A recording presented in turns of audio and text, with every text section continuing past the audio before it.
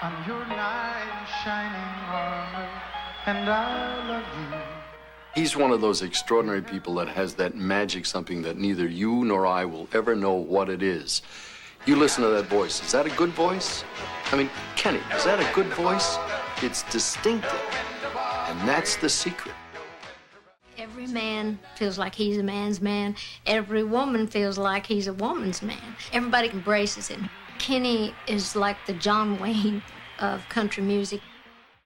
It begins on August 21st, 1938, when Kenneth Ray Rogers was born the fourth in a family of 8 children in the housing projects of Houston, Texas. When I grew up in Houston, there were maybe 50 kids within a 2-block area. A fight was a black eye, and that was it. But it was really kind of a great place to make friends, and we all had the same thing in common. There was really no money in any of the families. But in Kenny's family, there was music.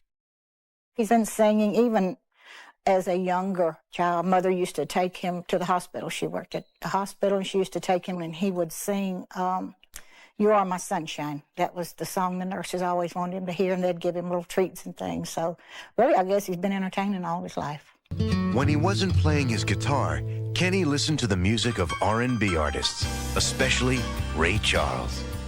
When I was 12 years old, I went to a concert with my sister Barbara. It was literally a point in my life that really something went off in my head because we went to see Ray Charles.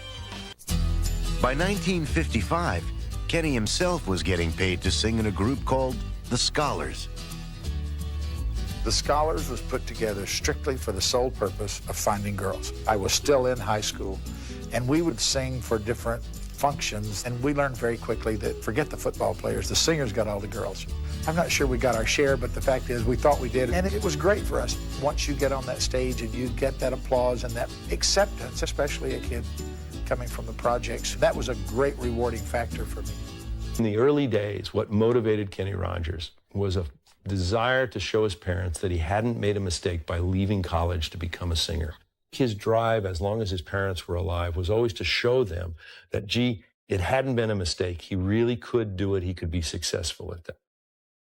In 1957, Kenneth Rogers, a 19-year-old solo artist, had his first success when That Crazy Feeling, a single he recorded, went gold.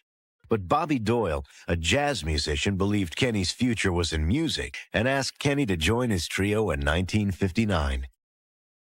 It wouldn't be long before Kenny would take Kirby Stone's advice to forge his first major breakthrough.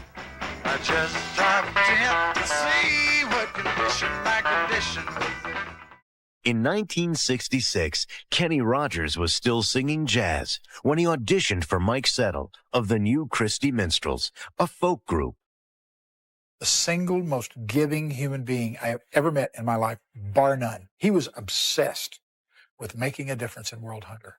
And when he died, at a very young age, in a sense, intentionally or unintentionally, he kind of passed that baton on to me. So I started doing a thing called the World Hunger Media Awards. Established in 1982, the World Hunger Media Awards are presented to those who have made a significant impact with their coverage of hunger issues. While it generates much publicity, most of Kenny's philanthropy goes unreported. The best example that comes to mind real quick is a little girl writes him and says, our school's cut out a lot of the budget of the music department, and we have to buy our own band uniforms. Could you send me $100 so I could buy a uniform? And he says, how many kids are in the orchestra? And she tells him, and he sends enough money to buy uniforms for the whole band. That's the kind of thing that Kenny Rogers did regularly, all the time. He has always done. You have made me what I am. I am yours. Because his songs express what every man would want to say and what every woman would want to hear, Kenny Rogers' musical legacy continues to flourish. Let me hold you in my arms forevermore.